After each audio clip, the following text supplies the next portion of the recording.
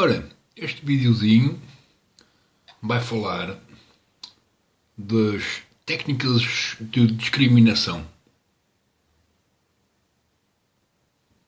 e que não são técnicas, que se calhar são as razões da mesma.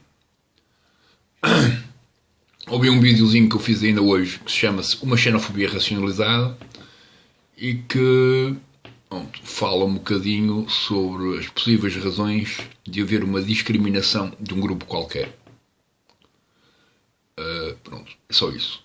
As possíveis razões de haver uma discriminação e indo ao encontro dessa possibilidade.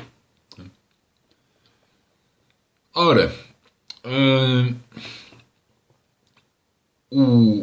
a questão é curioso, porque é curioso e nós vemos que existe em todos os grupos do mundo, no fundo.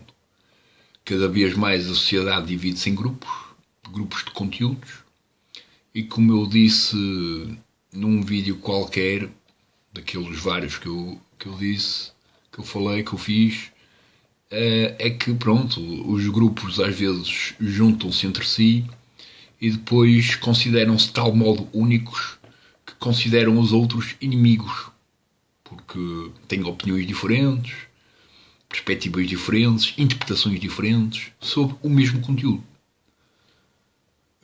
que é, antes de mais, puramente teórico, sendo que a prática, ninguém impede que um grupo ou um indivíduo só produza o que acredita sem a opinião do outro.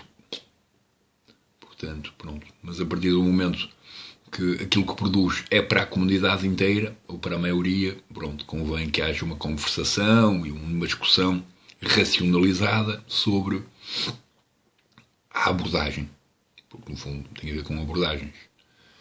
E então, uma das causas que eu aponto como uma xenofobia racionalizada é o potencial de haver um indivíduo ou um grupo que não se quer integrar no outro, que participa com a sua presença num grupo, mas que não quer participar em nada que o grupo faz.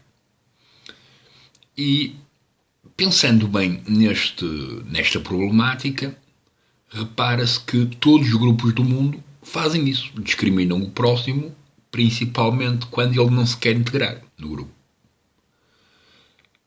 Se eu for ali, por exemplo, a um grupo qualquer meio ativista, seja lá em que sítio for do mundo, se houver alguém que está, mas não quer participar, ocupa, mas não quer pagar, suja, mas não quer limpar, qualquer grupo, até os mais livres, vão discriminar a pessoa. E uma das coisas que eu tive a oportunidade de assistir, numa conversa de um senhor que ia falar simplesmente do seu livro, sendo que o seu livro falava um bocadinho da situação que se passava em França, a situação política,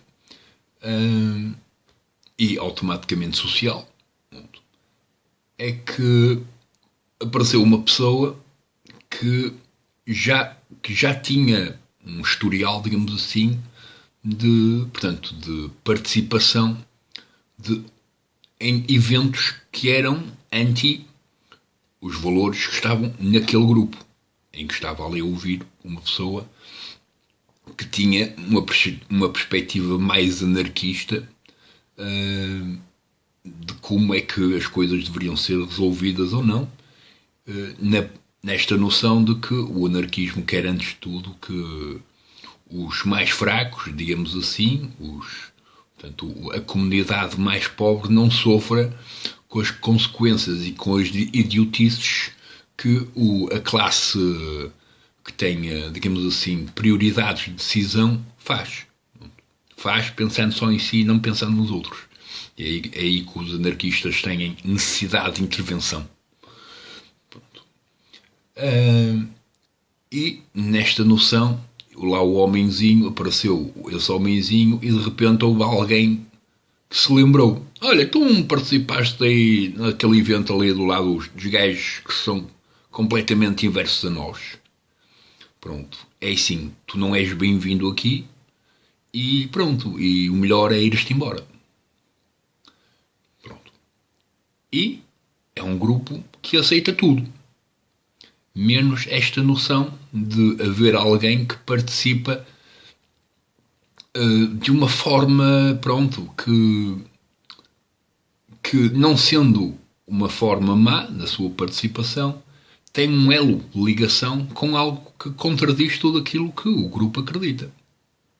E como tal, há a discriminação daquela pessoa, que naquele caso não tinha nada a ver o facto de ser estrangeiro, mas pronto, pelo facto de estar ligado com, lá está, um grupo que não lhe pertence, não pertencia àquele grupo. Portanto. E depois nós podemos ver isso em tudo. A malta do hip-hop passa a vida a discriminar-se uns aos outros, por variedíssimas razões, principalmente quase numa necessidade de demonstração que parte um bocado pela autossuperação e que por norma está associado a vidas duríssimas, vidas tramadas. E pronto, o rapper, digamos assim, por vezes tem que passar por uma condição tramada para depois, como fruto do conteúdo sofrido, produzir coisas que, pronto, ao nível do conteúdo literário, são extremamente ricas.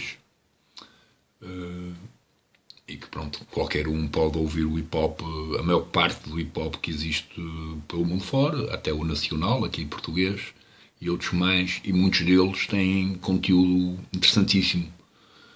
Que, pronto, que nota-se que existe ali algo, aquele conteúdo foi vivido, e, portanto, vivido, sofrido. E na transformação de si próprio criaram coisas minimamente bonitas, associadas à música, isto é, também à letra e afins. Pronto. Contudo, todos os grupos, ou quase todos os grupos, discriminam os outros.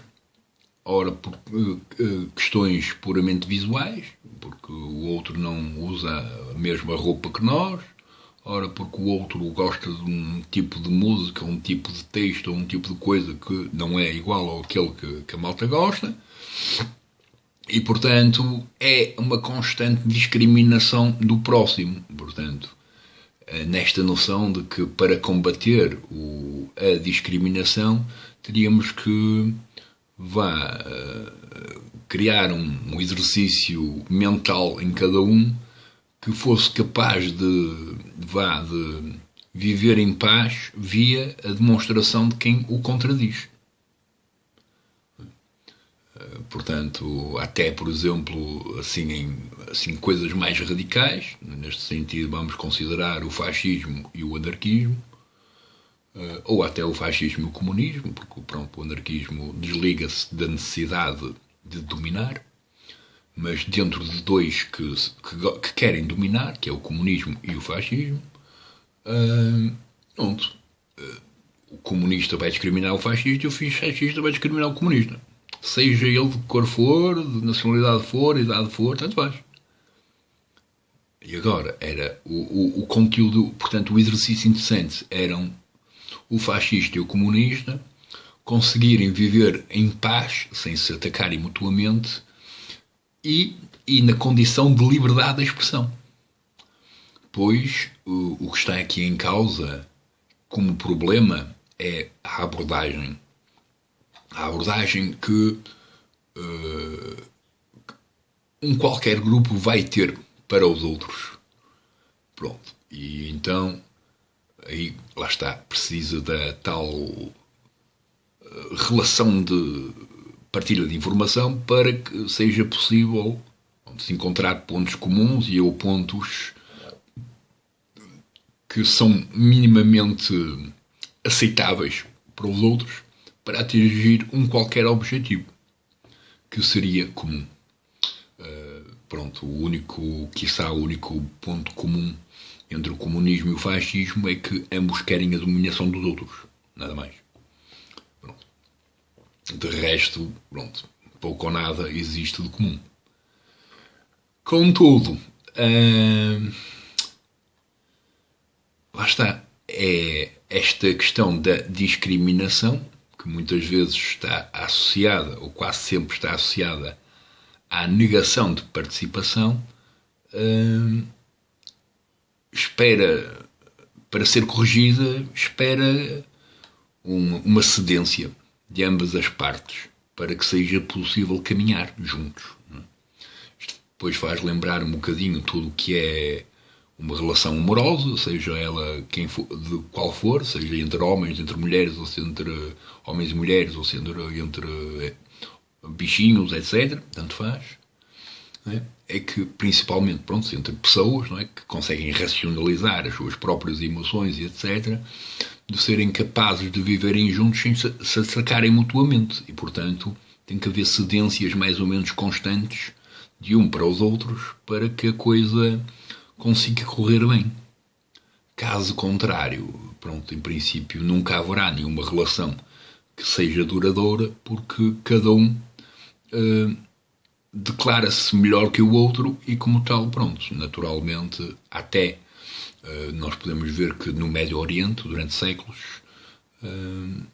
não havia, mesmo havendo uma variedade exorbitante de línguas, culturas e etc., eles não se atacavam uns aos outros.